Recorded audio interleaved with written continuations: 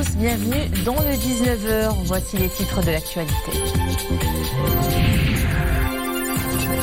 Covid-19, des indicateurs au vert ces derniers jours. Plusieurs villes et provinces ont déclaré son coronavirus. C'est le cas d'El Haouz. Le dernier patient a quitté ce matin l'hôpital provincial Mohamed VI de Tahnaout. La reprise des activités économiques se poursuit progressivement. Nous nous intéressons ce soir au secteur aéronautique. Pour cela, Nouasser, un hub de ce fleuron de l'économie nationale.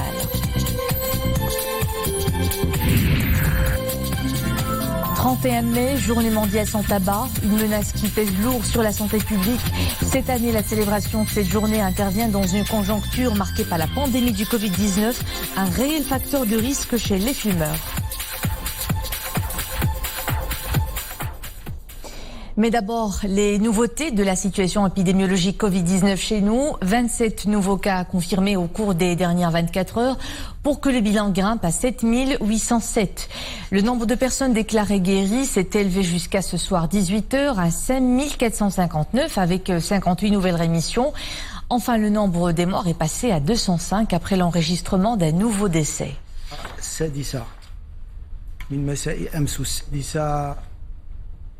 Et parmi les provinces qui ne comptent plus aucun cas de coronavirus, El Haouz, après la rémission complète du dernier patient ce matin qui a quitté l'hôpital provincial Mohamed VI de Tahnaout. Le point de la situation dans ce reportage d'Amina Allah, Mu'tasim Bilal Bouazzaoui, avec un commentaire de Zakaria Mouqin Billah. Après 12 jours sous les soins, Omar, 42 ans, définitivement rétabli, s'apprête à quitter l'hôpital provincial de Tahnaout. Ce patient a été déclaré guéri après des tests médicaux et cliniques négatifs. J'ai bénéficié d'un bon traitement à l'hôpital. Le personnel médical et paramédical était toujours disponible pour le suivi de mon état de santé. Ce résultat est dû à la sollicitude de Sa Majesté le Roi envers les patients. Cette nouvelle rémission porte à 50 le nombre total des patients totalement rétablis au niveau de la province d'El Haouz. Depuis le début de la pandémie, le nombre de cas confirmés au coronavirus dans la province était de 54 cas.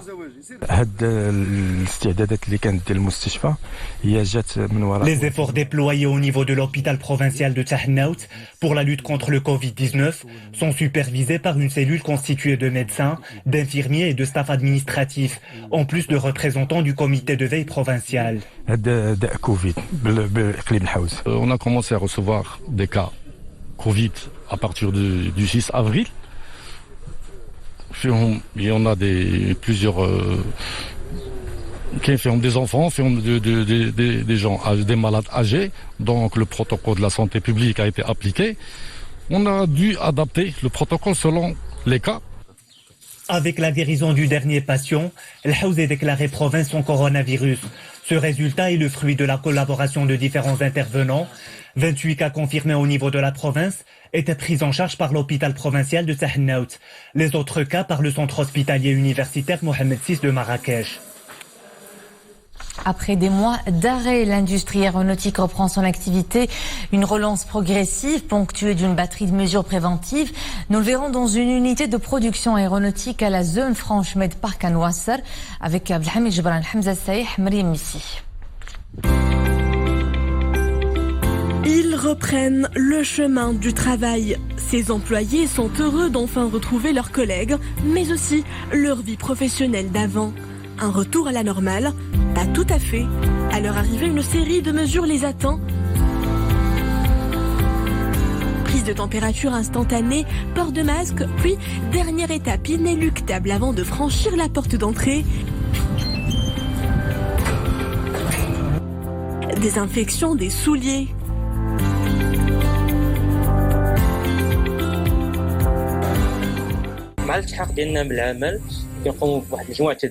Dès que nous mettons le pas dans notre lieu de travail, nous sommes appelés à obéir à de strictes règles d'hygiène. Le lavage régulier des mains et le maintien d'une distance entre chaque personne font partie intégrante de notre quotidien.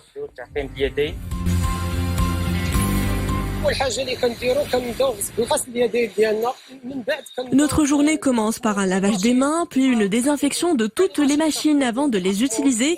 Ce sont des gestes qu'il faudra maintenir, même après disparition du virus.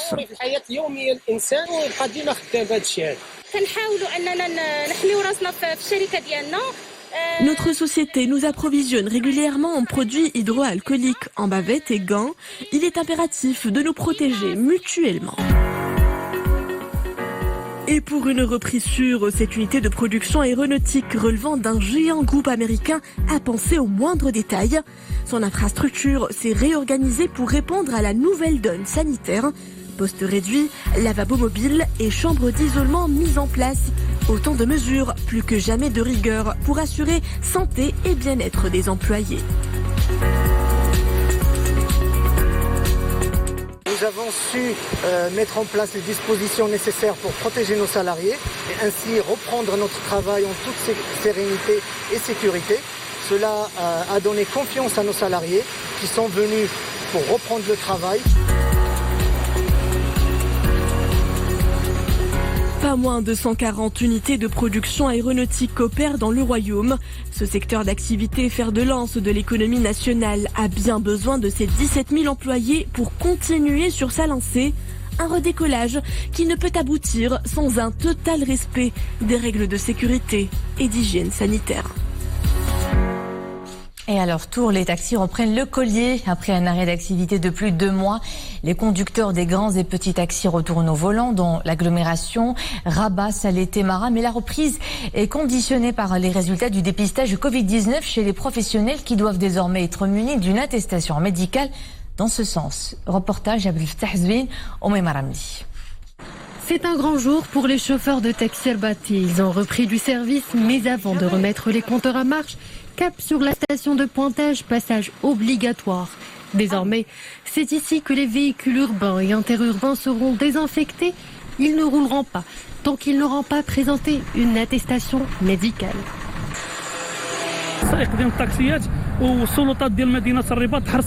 L'attestation présentée au service de pointage démontre que le chauffeur a bien passé le test du Covid-19 et qu'il s'est révélé négatif. La reprise du travail a été conditionnée par ce résultat. En file indienne, grands et petits taxis ont afflué tout au long de la journée sur les services de pointage de Rabat. Une reprise conjuguée à beaucoup de vigilance. Les déclarations que nous avons recueillies abondent toutes dans le même sens. Nous demandons à nos clients de mettre leur masque et de prendre toutes leurs précautions. Cela est crucial pour éviter tout risque de contagion.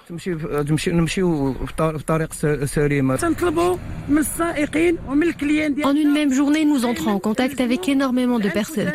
Pour éviter les risques de contagion, nous demandons à nos clients de se plier aux règles d'hygiène et de prendre toutes les précautions. Précaution supplémentaire, la réduction des nombres de personnes à bord.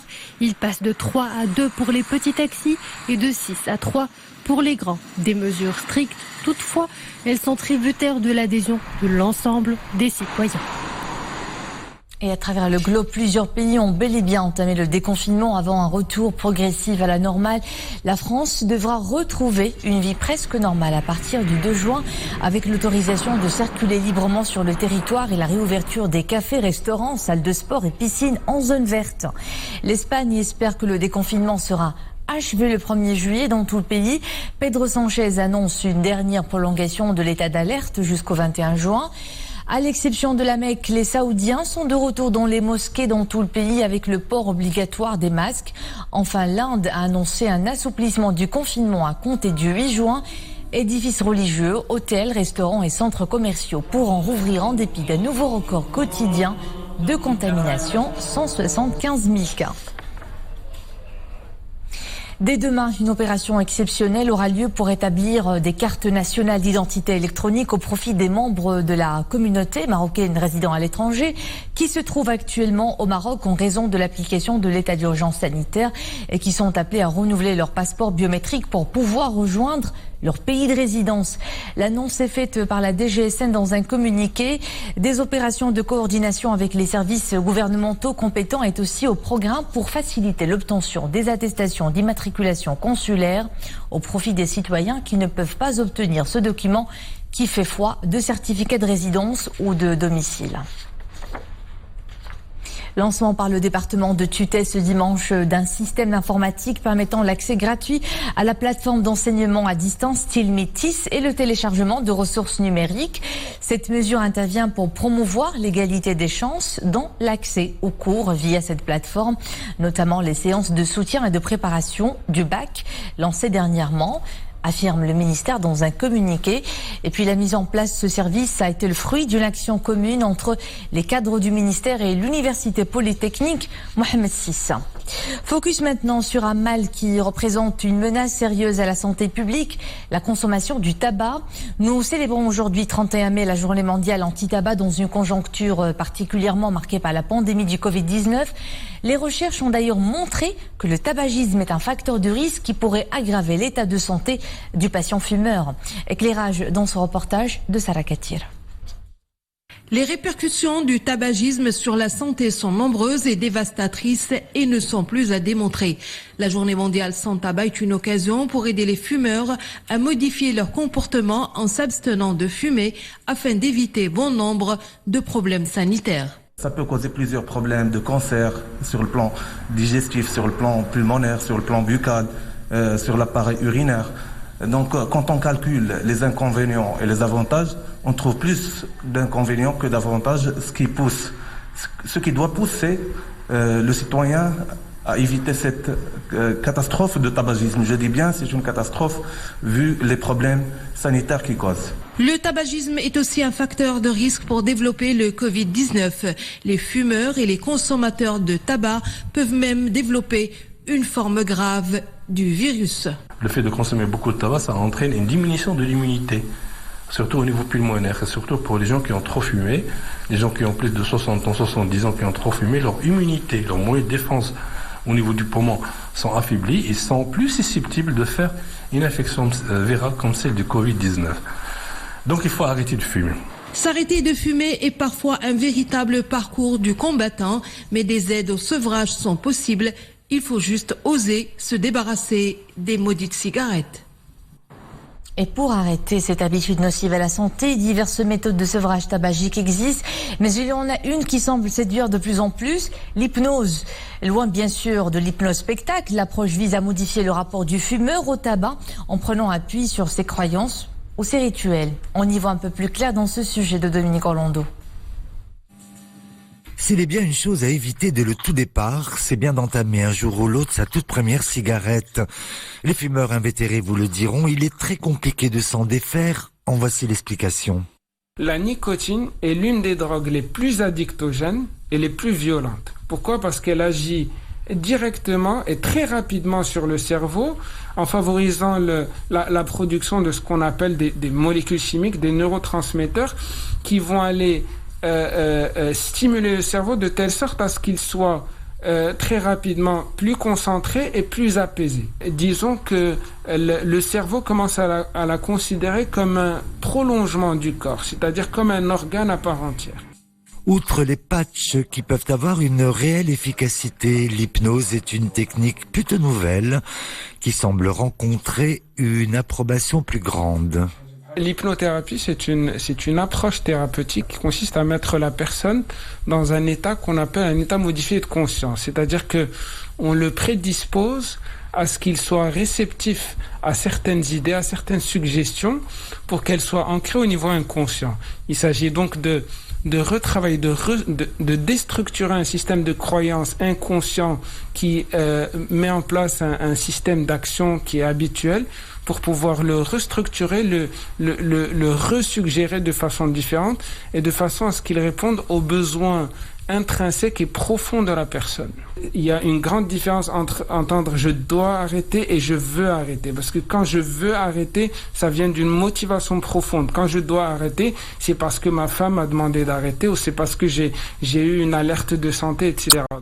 Un processus thérapeutique où il est aussi très important de devoir travailler sur les raisons de cette envie quasi compulsive de cigarette, très souvent associée selon beaucoup de spécialistes à une carence affective plutôt sérieuse. Le Maroc brille au Salon européen de l'innovation en Roumanie. 3 médailles d'or qui ont récompensé des inventions phares dans des domaines comme la canalisation d'eau pour les bâtiments ou encore la gestion intelligente des hôpitaux. Sarah Katir. Le Maroc s'est vu décerner 3 médailles d'or lors du salon européen EuroInvent, le plus grand salon de l'innovation en Europe de l'Est, tenu dans la ville d'Iassi en Roumanie du 21 au 23 mai de cette année. Cette année, nous avons participé avec 3 brevets. Un qui concerne les maisons intelligentes et au niveau de l'énergie renouvelable en utilisant les eaux, aussi bien de la pluie que les eaux usées, pour générer et emmagasiner de l'énergie. Un deuxième brevet qui utilise le vent au niveau des autoroutes notamment, pour pouvoir générer de l'énergie. Le troisième brevet concerne, lui, un écosystème de gestion hospitalière intelligente pour patients en situation critique. La solution proposée assure le suivi du patient à travers un dossier médical numérique efficace et sécurisé. Kamel Dissaoui ne s'arrêtera pas là. Il a d'autres rendez-vous sur son agenda malgré l'annulation de certaines manifestations à cause de la pandémie du Covid-19. Cette année, nous allons faire l'impasse de 1 ou 2 salons où nous étions habitués à être présents, mais nous envisageons à partir du mois d'août, vraisemblablement les voyages vont être possibles, d'aller à Toronto, au Canada, participer à l'un des plus grands salons d'innovation de l'Amérique du Nord. Autre distinction pour Kamel Dissaoui, enseignant-chercheur et président de l'École marocaine des sciences de l'ingénieur. Il a été fait officier de l'Ordre des sciences et de l'innovation lors du Grand Salon international des inventions EuroInvent 2020. Dans le reste de l'actualité, une secousse tellurique d'une magnitude de 3,7 degrés sur l'échelle de Richter, aujourd'hui enregistrée dans la province de Khnisset. Selon l'Institut national de géophysique, la secousse dont l'épicentre est situé dans la commune Eit Mimoun s'est produite à 12h11 minutes 12 secondes et elle est d'une profondeur de 14 km. Pause détente pour le plaisir des yeux et des sens. Pour cela, direction le lac Wiwen dans la province de Khnifra.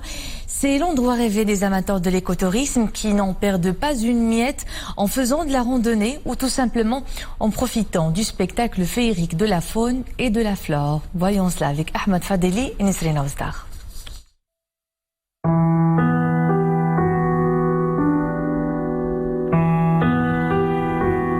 Des images dignes d'une carte postale de l'époustouflante Riviera suisse.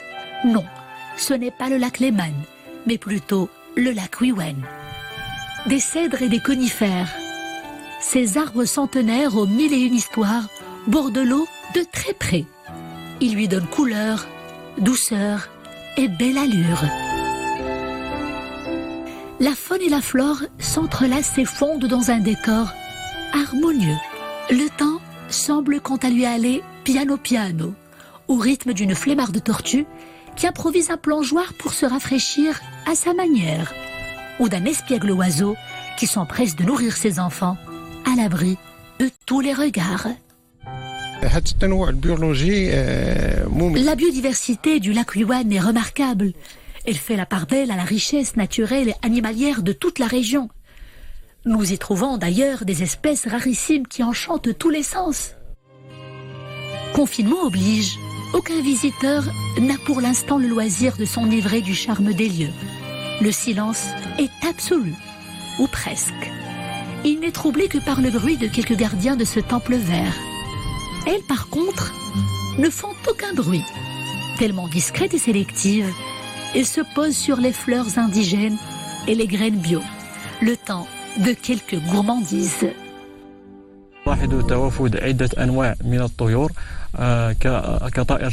En cette période de l'année, en plus des abeilles et des oiseaux de différentes espèces mettent le cap sur le lac Wiwen. Le lac donne aussi à voir une riche palette de poissons et de reptiles. Avant que les amoureux de la nature ne retrouvent leur lac, l'adresse fait, paraît-il, d'autres joyeux privilégiés. Les vaches et les moutons. Ils flânent à souhait sur les bords du lac, guidés par des congénères qui prennent tout à fait leur temps. Ils le devinent peut-être bien. Une fois le déconfinement amorcé, ce bel espace sera à nouveau partagé avec les visiteurs que Dame Nature ne laisse pas de marbre. Ce qui est certain, c'est que le bonheur sera encore et encore dans le pré. Après son lancement hier, la capsule de SpaceX Crew Dragon avec 2 astronautes de la NASA à bord a réussi aujourd'hui son amarrage à la station spatiale internationale. La fusée est arrivée à 14h16 GMT, en avance même de quelques minutes sur l'horaire initialement prévu, faisant des 2 astronautes les premiers à rejoindre la station en question à 400 km de la Terre grâce à un véhicule d'une société privée. Le premier vol spatial habité depuis le sol américain en 9 ans a été lancé pour rappel hier après-midi du Kennedy Space Center à Cape Canaveral en Floride. Un moment historique pour les États-Unis puisque c'est la première fois qu'une entreprise privée SpaceX joint ses efforts à ceux de la NASA pour envoyer des astronautes dans l'espace depuis le sol américain. Retour sur Terre pour clore cette édition. À 21h, l'info est de retour avec Mrim Lafir. Et demain, c'est Nesrine Aouzda qui vous accompagne pour le 19h. À bientôt.